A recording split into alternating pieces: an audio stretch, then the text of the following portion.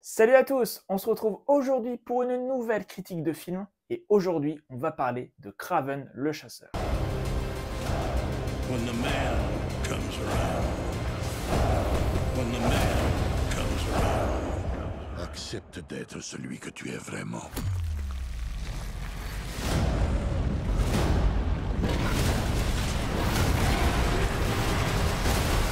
Et tu deviendras une légende. When the man comes around.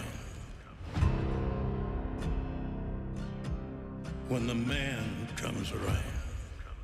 Kraven le chasseur ou plutôt Kraven the Hunter en VO et même dans la communication en France, c'est un film réalisé par J.C. Chandor avec notamment au casting Aaron Taylor-Johnson, Russell Crowe, Ariana DeBose et Fred Eschinger. L'histoire de ce film, très vite résumée, c'est l'origin story du personnage de Kraven qui est un chasseur mais pas un chasseur d'animaux, plutôt un chasseur d'humains. Kraven, ou plutôt Sergei Kravinov, est au départ un jeune garçon qui va être victime d'un accident de chasse qui va, par quelques circonstances, lui faire devenir Kraven. Il va échapper à la mort et être doté de pouvoirs, des pouvoirs qu'il va mettre à contribution pour faire le bien, puisqu'il y a tout un monde mafieux qui gravite autour de Sergei. Son père est une personne importante, influente dans le crime, qui n'hésite pas à promouvoir la force et employer des méthodes assez brutales. Kraven tient une liste de personnes qu'il veut punir pour leurs actes et ce cheminement va le mener au Rhino, une personne qui autrefois a été très déconsidérée par Nikolai et qui va donc chercher à se venger. Voilà, c'est vraiment l'histoire très résumée, mais évidemment on va en parler plus en détail. Attention, cette critique contiendra des spoilers.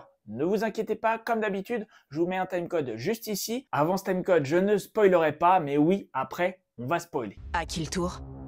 C'est pour moi, je trouve, le meilleur film du Sony MCU, du Sony Spider-Man Universe. On a eu déjà pas mal de films dans cet univers, les Venom, Morbius, Madame Web, ça n'a été que des échecs, à part le premier Venom, mais qui bénéficiait de cet effet surprise, de cet effet nouveauté. Sinon, c'était vraiment pas terrible. Et j'ai trouvé que ce Kraven était le meilleur film de cet univers. Vous me direz, on peut difficilement faire pire, mais je vous assure, j'ai passé un bon moment devant ce film. Pour la partie de sérieux qu'il peut avoir, parce qu'il y a quand même énormément de choses à dire. On va donc déjà parler du positif, on parlera du négatif en partie spoiler. Le positif, c'est donc qu'on a un film, une nouvelle origin story d'un personnage qui était quand même très méconnu, un personnage de l'univers de Spider-Man qu'on a pu que voir récemment dans le jeu Spider-Man 2, mais à part ça, c'était un personnage qui m'était totalement inconnu. Du coup, je suis allé à ma séance sans a priori, sans attente non plus, parce que de toute façon, le Sony Cinematic Universe nous habituait à rater sur rater, donc il fallait de toute façon de base ne pas du tout avoir d'attente. C'est un film qui est porté par un Aaron Taylor-Johnson qui fait très bien le taf. Il est très convaincant en Kraven, même s'il n'a pas forcément la stature du personnage du jeu vidéo. Et en plus, quand on sait que Kraven est un chasseur d'origine russe, on aurait plutôt tendance à penser à une grosse montagne de muscles. C'est pas le cas avec Aaron Taylor-Johnson. Évidemment, il est très musclé et le film en joue beaucoup, mais ce n'est pas une montagne de muscles, c'est plutôt quelqu'un de très athlétique et qui va s'en servir pour son côté bestial. Parce que vraiment, le personnage de Kraven est le point fort de ce film. Je vous ai dit, Aaron Taylor-Johnson est vraiment très convaincant,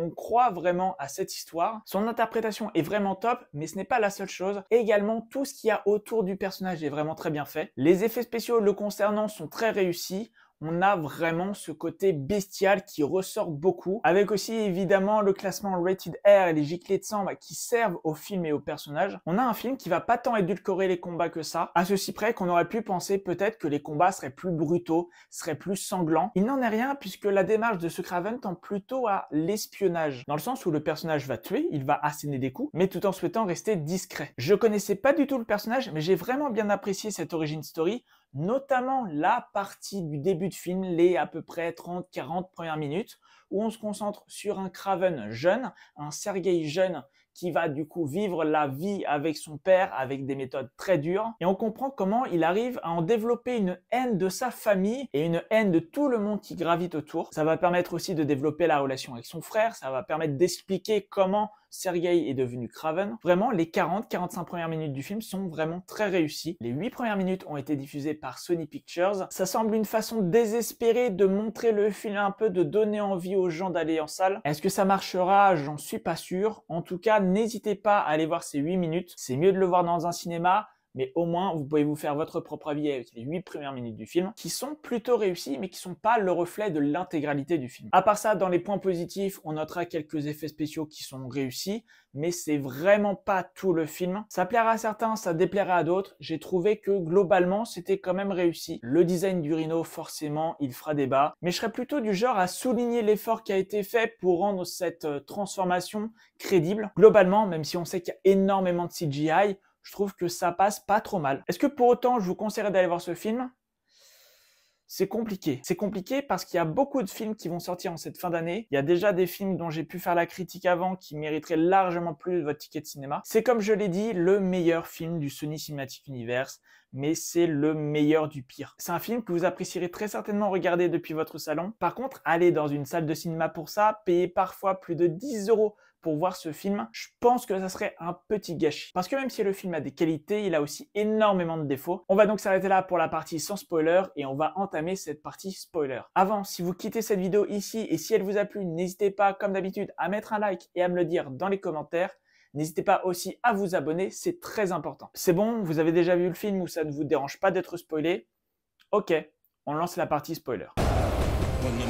Finalement, cette partie non spoiler est assez courte parce que j'ai pas vraiment évoqué les défauts. Je pense que faire une partie très courte en se concentrant uniquement sur les qualités, je pense que c'est déjà assez équivoque. Mais vraiment, il y a tellement de défauts dans ce film, il y a tellement de choses qui ne vont pas qu'il fallait que je fasse une partie spoiler. On va donc parler de ce qui fâche, point par point, et on va commencer avec le scénario et plus particulièrement les dialogues. Le scénario est cousu de fil blanc, on voit tout venir à des kilomètres, mais au-delà d'une histoire très moyenne, je voudrais me concentrer sur les dialogues qui sont vraiment ratés. De toutes parts en plus, parce que même si j'ai apprécié le personnage de Kraven, de ce côté-là, il se plante aussi. Il y a beaucoup trop de choses à dire pour qu'on puisse considérer que ce film a un tant soit peu un minimum de justesse d'écriture. C'est ni fait ni à faire. Les interactions entre les personnages, alliés comme méchants, tout est décrédibilisé par les dialogues. L'origin story du nom de Kraven, comme quoi ça rime avec fun, alors que c'est finalement un diminutif de Kravinov. Le fait que le film rush tellement que la scène avec Calypso et son informateur, elle passe tellement rapidement qu'on bascule très vite, trop vite à l'interaction entre l'étranger et l'informateur. C'est certainement le truc le plus criant du film, c'est certainement le truc le plus désagréable, alors que le film dure plus de 2 heures. Cette scène-là, vous l'avez vu aussi,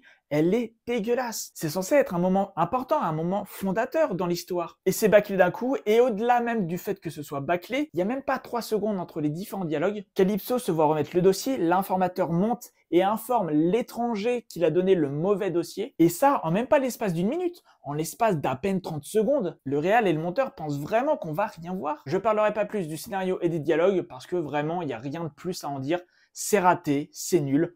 On avance. Je voulais aussi, dans cette partie spoiler, évoquer de nombreux points et le faire personnage par personnage. Kraven m'a vraiment convaincu, j'ai pas grand chose à en dire, à part peut-être que le marketing est fallacieux, parce qu'on nous a vendu ce film, on nous a présenté Kraven avec sa tenue peau de bête, sa tenue vraiment qui le rend chasseur, et ça, on y a le droit qu'à la toute fin du film, mais ça a à voir avec un autre problème, la fin, dont on parlera tout à l'heure. Le personnage de Dimitri est vraiment un personnage assez unilatéral, qui a pas vraiment grand chose à jouer. Il est en dessous de Kraven, évidemment, mais je trouve qu'il est quand même bien interprété. Freddy Schinger fait un boulot super, qui ressemble quand même un peu à son personnage dans Gladiator, mais à part la fin, j'ai trouvé que son personnage était quand même plutôt pas mal. Leur père, Nikolai Kravinov, interprété par Russell Crowe, là, il y a quand même beaucoup plus de choses à dire. Autant Aaron Taylor-Johnson et Fred Schinger, on sent qu'il y a eu du boulot. On sent vraiment qu'ils ont mis du leur dans leur personnage, parce que son interprétation est franchement moyenne. Alors oui, il dégage un certain charisme, une certaine puissance, il a une certaine aura, mais son personnage est vraiment très mouais. C'est caricatural au possible, avec ses grands discours sur « il faut être fort, la peur c'est pour les faibles ». Blablabla. Sa mise en valeur de Sergei au détriment de Dimitri, c'est le genre de personnage russe vu et revu, à tel point qu'à un certain moment, on n'a vraiment plus rien à foutre de ce personnage. Tout l'aspect familial, héritage, est vraiment passé au second plan. Le personnage du Rhino est lui aussi très caricatural. C'est vraiment le gars qui se fait rejeter et qui va décider de se venger quelques années plus tard. On l'a vu plein de fois, il est pas très impressionnant en plus, il fait vraiment pas peur ce personnage. Il a des excès d'humeur débiles, une rancœur pas vraiment fondée, mais peut-être encore pire qu'être un personnage pas intéressant, c'est peut-être être un personnage inutile.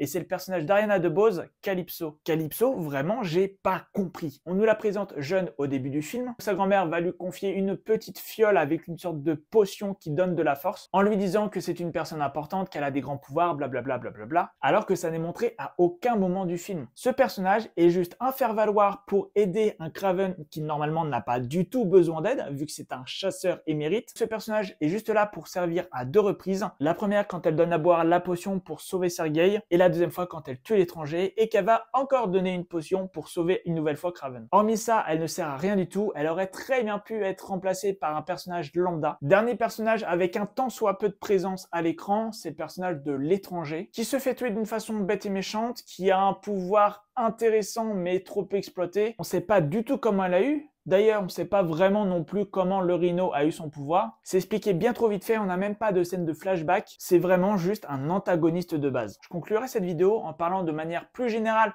sur le film et sur le personnage en lui-même. C'est, je pense, la fin, la mort du Sony Cinematic Universe. Cet univers avec des super vilains qui sont présentés que sous leur côté gentil. C'est un parti pris qui était raté dès le début. J'aurais beaucoup plus apprécié voir des personnages méchants, des personnages vraiment se liguer, se monter contre Spider-Man. Ça aurait été très intéressant. À la place, on a juste des origin story de personnages qui sont finalement tout gentils et avec une absence criante de Spider-Man, ce qui fait qu'on n'y croit pas, ce qui fait qu'on a très peu d'intérêt pour ces films, ce qui fait que l'univers est limite mort avant d'avoir été créé. Et en plus, l'un des nombreux soucis de ce film, c'est sa fin. À partir de la défaite du Rhino, on va avoir 10-20 minutes où on sent que c'est la fin, et ben non, il y a toujours un petit truc, un petit élément pour ajouter, pour vraiment la commencer à introduire un deuxième. Sauf que l'univers est mort, le film, je pense pas qu'il va faire un carton. Pourtant, le film s'entête à nous faire une fin ouverte, à nous présenter le caméléon, à nous présenter la tenue emblématique de Kraven, à nous teaser qu'il y a encore des histoires à raconter, alors que non, c'est bon, c'est fini, c'est malheureux, mais il n'y a plus rien à en tirer. Donc voilà, vous l'avez compris, c'est pas un film que je vous recommandais d'aller voir au cinéma. C'est le meilleur film de cet univers, mais c'est un univers qui est tellement mauvais que